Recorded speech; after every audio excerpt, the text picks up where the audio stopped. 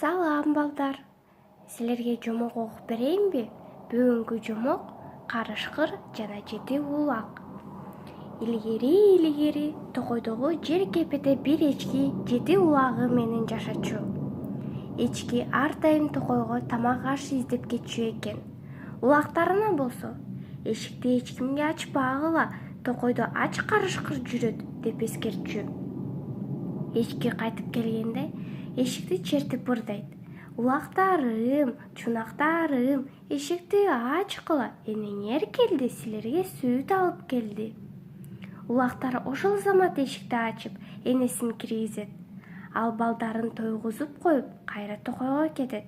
Карышкыр мунун баарын угуп алып, эчки эми эле токойго кеткенде кепенин жанына келип ырдайт. Улактарым, чунактарым, эшикти ачкыла, энеңер келди, силерге сүт алып келди. Улактар жооп беришет. Уктук, бул энебиздин үнү эмес. Биздин энекебиз ички үн менен ырдайт. Кет карышкыр бул жерден. Эчки кайтып келип, эшикти тыкылдатып ырдайт. Улактарым, чунактарым, эшикти ачкыла, энеңер келди, сүт алып келди. Улактар эшикти ачып, энесин ичкери киргизишет. Карышкыр аларды жегени келгенин айтып беришет. Аларды тойгузуп коюп, токойго кетип жатып, өзүнөн башка эч кимге эшик ачпагыла деп катуу эскертет. Эчки жаңы эле кеткенде карышкыр кепеге чуркап келип, эшикти тыкылдатып, ички үн менен ырдайт. Улактарым, чунактарым, эшикти ачкыла, энеңер келди, силерге сүт алып келди. Улактар карышкырдын үнүн тааныбай, эшикти ача коюшат. Карышкыр үйгө жүгүрүп кирип келип, улактарды жутуп салат. Бир эле улак мештин ичине жашынып аман калат.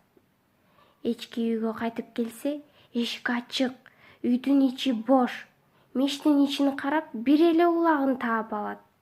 Улактарын карышкыр жеп кеткенин билип, аябай кейип ыйлайт. Ой, балдарым менин, улактарым, эмне үчүн эшикти ачтыңар? Ач карышкырга жем болдуңар? Муну уккан карышкыр, жок, мен сенин улактарыңды жеген жокмун, деп актанат эчкиге. Эчки мүйүзү менен карышкырдын курсагын жара сүзөт. Анын ичинен тирүү улактар чыга келишет. Ошентип, эчки улактары менен бактылуу жашап калган экен.